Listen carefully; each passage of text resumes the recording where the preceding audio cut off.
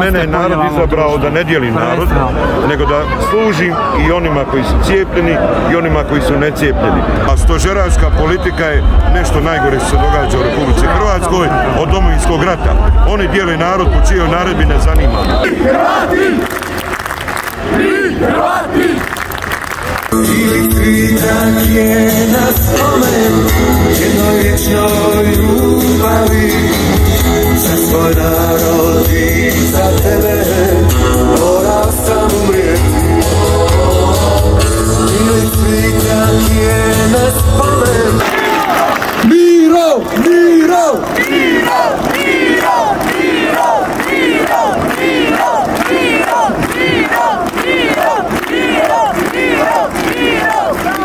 Njemu Andrej Plenković može u 2 minute smisliti zakon, a ne može smisliti zakon već desetljećima da se ukine i iskorijeni korupcija u Hrvatskoj.